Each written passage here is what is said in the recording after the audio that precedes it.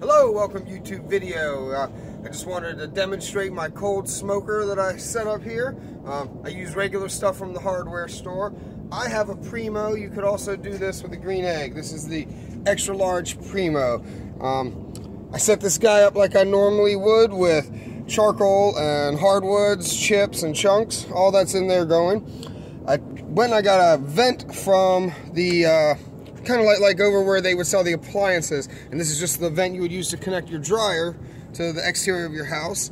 And I got a flange from the plumbing section. This is just a metal piece right there that would fit over, and I used tape kind of from the HVAC section where you get the tape that secures your ductwork. This is ductwork tape. It's aluminum HVAC tape, and I kind of made my little connector there, and I wrapped that around, and that comes into the back of my cooler here.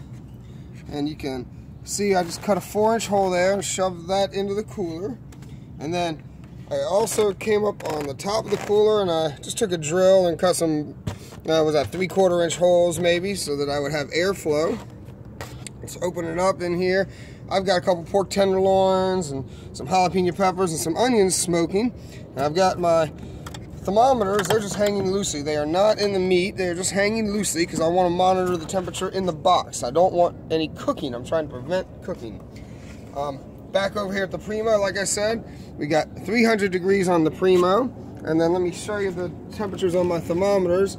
They are below that 100-point critical mass. They're at 95 and 96 degrees, plus or minus. If it starts to get hot in there, I can always just let some heat out, right? Because unlike the Primo, where you don't want to lose your heat, here we don't want the heat. So I just let the heat out, the temperature will drop.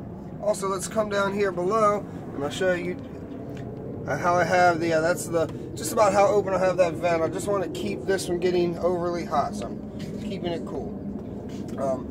This is how I'm setting up my cold smoker. The idea is that you add the smoky flavor to whatever it is you're smoking. Could be meat, fish, cheese, butter, whatever, anything you wanted to smoke. You could put this in here. You're not going to cook it. Instead, you're just going to add smoke to it. Then you come back later, cook it as maybe you normally would. I'm going to probably roast these pork tenderloins, but that's the idea. You cold smoke so that you don't do the cooking. You're only adding the smoke flavor. Enjoy!